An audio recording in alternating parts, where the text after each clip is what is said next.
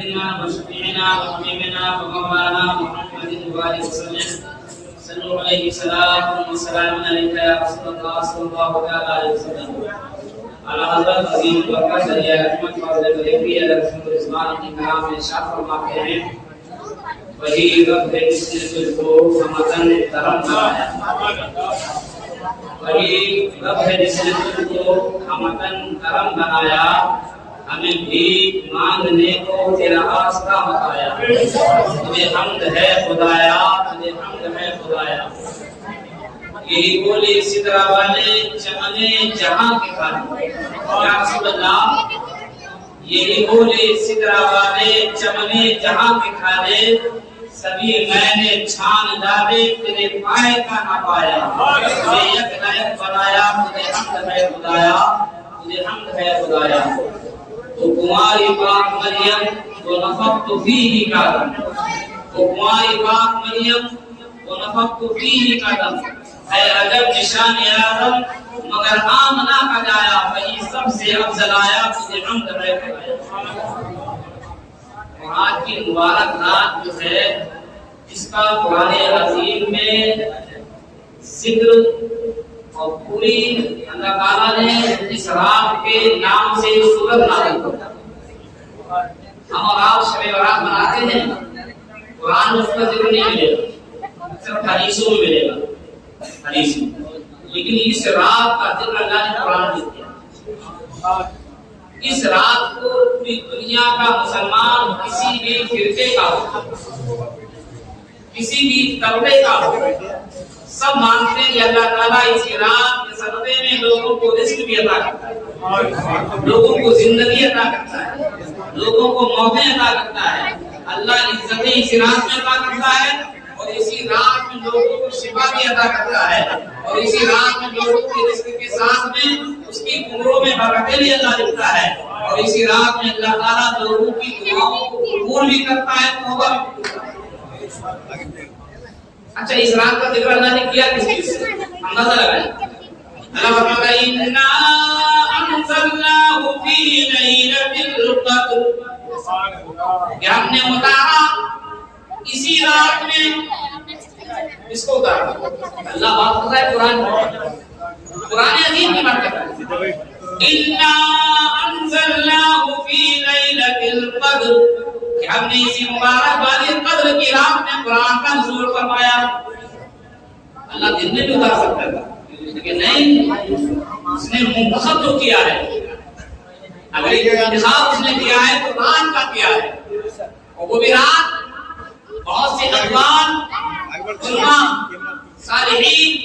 متقی پرہیزگاروں کے اللہ کے ولیوں کے ہیں کہ اگر وہ کوئی رات ہے تو 27ویں شب قدر کی رات ہے اس میں اللہ نے قرآن کا نزول کیا ہے وہ جانتے کیا ہے یہ رات وہ ہے اِنَّا أَنزَلْنَاهُ فِي لَيْلَةِ الْقَدْرِ وَمَا أَدْرَاكَ مَا لَيْلَةُ الْقَدْرِ اللہ فرماتا ہے کیا جانتے تم ليلة القدر کے بارے میں کیا جانا رب فرماتا ہے اِنَّا أَنزَلْنَاهُ فِي لَيْلَةِ الْقدر کہ ہم نے قدر والی رات میں قرآن اتارا وَمَا أَدْرَاكَ مَا لَيْلَةُ الْقدر تم نے کیا جانا ليلة القدر کیا اللہ فرماتا ہے کیا جانا تم نے پھر فرماتا ہے ليلة القدر خير من ألف شهر یہ رات 1000 مہینوں سے افضل ہے اب کا انداز کو دیکھیں پہلے ذکر کیا قرآن اتارا پھر فرمایا تم نے کیا جانا قدر کے بارے میں اس رات کے بارے میں کیا جانتے ہو فرمایا ليلة القدر خير من ألف شهر یہ رات وہ ہے جو 1000 مہینوں سے افضل ہے 1000 مہینوں سے افضل اور اس کے بعد اللہ فرماتا ہے ليلة القدر خير من ألف شهر تنزل الملائکۃ والروح اس رات میں اللہ کے ملائکہ فرشتے نازل ہوتے ہیں اور قیامت تک یہ رات آتی رہے گی فرشتے آتے رہیں گے اور لوگوں کے رزق بانٹتے رہیں گے اور صرف فرشتے نہیں آتے ہیں فرشتوں کا سردار بھی آتا ہے تنزل الملائکۃ والروح جو روح لفظ آیا ہے یہ حضرت جبریل امین کی سنیت ہے جبریل امین کا نقل ہے یہ روح الامین جو ہے جبریل ہے جبریل بھی آتے ہیں اور فرشتوں کی فوج بھی آتے ہیں تو اس رات میں بخشش کی رات ہے نجات کی رات مغفرت کی رات ہے، اللہ سے مانگنے کی رات ہے، اس کے بعد استغفار کرنے کی رات ہے، اس رات کو ضائع نہ ہونے دیں۔ یہ رات 1000 مہینوں سے افضل ہے۔ اگر 1000 مہینوں کو ہم سالوں میں کیلکولیٹ کریں تو یہ 83 سال بنتے ہیں، 83 سال 4 مہینے بنتے ہیں۔ تو ایک رات کوئی عبادت ہے انسان اگر کر لے تو اللہ 83 سال 4 مہینوں کی عبادت کا ثواب دے گا۔ ہے کوئی اتنا بڑا ثواب دینے والا؟ کوئی بادشاہ نہیں، کوئی حاکم نہیں، کوئی راجا نہیں، ایک رب کی ذات، ایک رب ہی ایسا ہے، ایک رب وہ ہے ان اللہ علی کل شیء قدیر، جو ہر ممکن شے پر قادر ہے، جس کے خزانے قدرت میں کسی بھی چیز کی کمی نہیں ہے۔ بس ماننے والا وہ ذرے کو آفتاب بنا دے، وہ چاہے ذرے کو آفتاب بنا دے۔ اور یہ بات اور ہے، مفسرین اور احادیث میں ملتا ہے کہ اللہ تعالیٰ اپنی شان کے لائق پہلے آسمان پر شان نزول فرماتا اور اتنا قریب بندوں کے آ جاتا ہے۔ آسمان تو ساتھ ہے، عرش اعظم ہے، 70,000 حجابات ہے، پھر لامکہ ہے، رب کی ذات۔ لیکن اللہ تعالیٰ جب بندوں سے محبت کا اظہار کرتا ہے فرماتا ہے محبوب فرماؤ کہ اللہ تعالیٰ اپنی شان کے لائق پہلے آسمان پر شان نزول فرماتا ہے۔ فرماتا مانگ میرے بندے، شام کو سورج ڈوبا جب سے فرماتا مانگ لے جو مانگنا چاہتا ہے، اور جب سورج صبح میں نکلتا ہے تب تک فرماتا مانگ لے جو مانگنا چاہتا ہے۔ کوئی ایسا نہیں ہے، بس ایک رب کی ذات جو ہم سب کو عطا کرتا ہے۔ یہ اس کا فضل ہے کہ اس نے لا ریب کتاب رکھا۔ 1500 سال ہو گئے اس کتاب کو دنیا میں آئے تھے، اور قرآن میں ہے فی لوح محفوظ۔ یہ کتاب جو ہے محفوظ پر تھی۔ ایک آپ کو ذہن میں واقعہ آ گیا، ایک بادشاہ ہے، گزرے ہیں اورنگزیب، بڑا اللہ نے ولی بھی ہے، لیکن آپ نے اپنے ہاتھوں سے کئی قرآن لکھے، ہاتھوں سے پہلے پریس نہیں کیا تو پریسیں آ گئی، اب آرام سے قرآن چھپ جاتا ہے، پہلے ہاتھ سے ہی اس کے لکھے جاتے تھے، اورنگزیب کے دور میں 7 اس کے لکھے گئے، اور آپ نے لکھے ہیں اور کچھ اور لوگوں نے بھی لکھے ہیں۔ آپ مسلح پر ہیں، اور یہ مسلح پر ہے، بادشاہ تراویح پڑھا رہا اور پیچھے سارے مقتدی، ساری رعایا ہے، عوام ہے، لیکن کسی کی ہمت نہیں کہ لقمہ دے دیا جائے، کسی کی ہمت نہیں۔ لیکن جو اللہ والا ہوتا ہے، جس کے دل میں خوف خدا ہوتا ہے، وہ اللہ ہی سے ڈرتا ہے، دنیا کے بادشاہوں سے نہیں، دنیا کی حکومت سے نہیں، دنیا کی کسی جاؤ جلا سے نہیں ڈرتا ہے، اور جو اللہ سے ڈرتا ہے اللہ فرماتا ہے وَلِمَنْ خَافَ مَقَامَ رَبِّهِ جَنَّتَانِ، جو اللہ سے ڈرے گا اللہ اس کو 2 جنتیں عطا کرے گا۔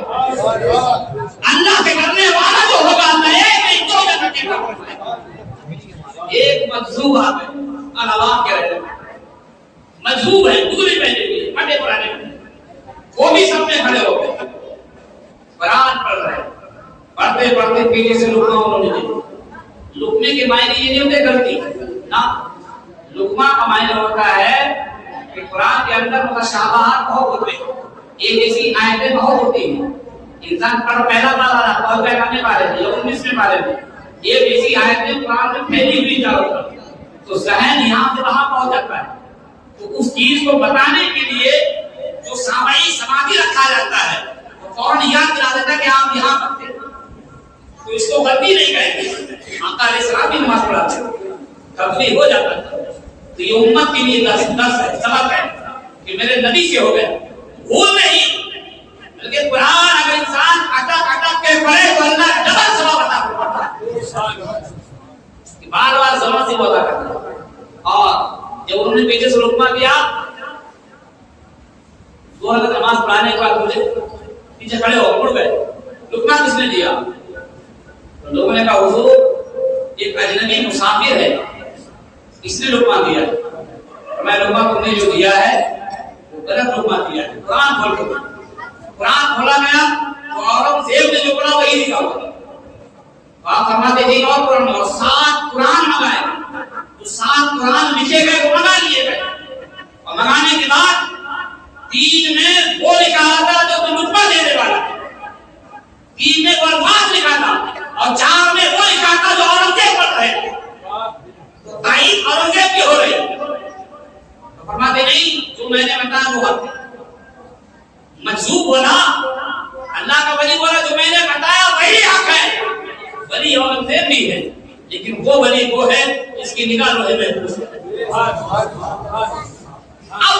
ساتھ میں چار کی نشاندہی اورنگزیب کی طرف ہو رہی، اورنگزیب نے صحیح پڑھا، اور تین کی نشاندہی اس کی طرف ہو رہی. تو آپ فرماتے بادشاہ لکھنے میں غلطی بھی ہو سکتی ہے، پھر کیسے ہوگا؟ فرمایا قریب چادر اتاری اورنگزیب پر ڈال دی، بتا کیا ہے اللہ ولی. اورنگزیب کہنے لگا حضور جو آپ بتا رہے نہیں ہے محفوظ کرنے کا.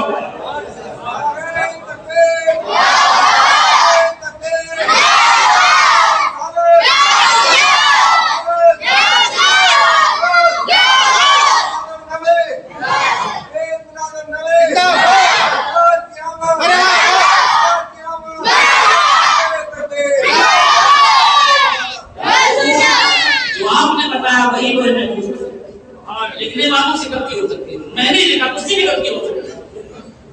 تو اللہ والوں کی نگاہیں لوہے محفوظ ہے، جہاں پر اللہ نے سب کچھ لکھی لوح محفوظ، وہ چیز محفوظ ہے. شیطان بھی نہیں پڑھ سکتا، شیطان اس کی تمام رازوں کو نہیں جان سکتا. لیکن اللہ والا جب اللہ کے قرب میں پہنچ جاتا ہے، اللہ کا خاص ہو جاتا ہے، تو اللہ تعالیٰ اپنے اس لوہے محفوظ پر اس کو طاقت و قوت عطا کر دیتا ہے. وہ زمین پر بیٹھ کر انسانوں کی تقدیریں بھی دیکھتا ہے، زمین پر بیٹھ کر انسانوں کی زندگی اور موت کو بھی دیکھتا ہے. اور اللہ والے یہ تقدیر مقدم کو بدل بھی دیتا ہے. ان کی دعاؤں سے اللہ تقدیروں کو بدل دیتا ہے. ہم سب یہاں جمع ہوئے یہ مبارک مہینہ اور مبارک مہینے کی مبارک رات جس کو شب قدر کہتے ہیں. اِنَّا أَنزَلْنَاهُ فِي لَيْلَةِ الْقَدْرِ. اسی رات میں اللہ نے قرآن کا نزول کیا. یہ رات ہے 2000 مہینوں سے افضل ہے. اس میں توبہ کرے اپنے لیے اور ایک بات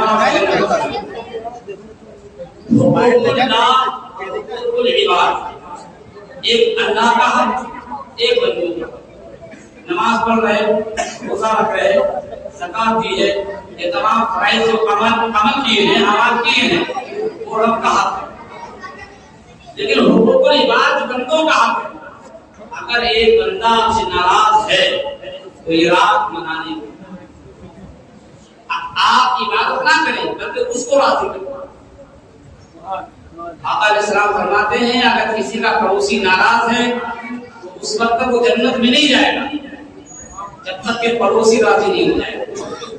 اگر کسی کا مسلمان بھائی ناراض ہے تو اس وقت تک نہیں جائے گا جب تک کہ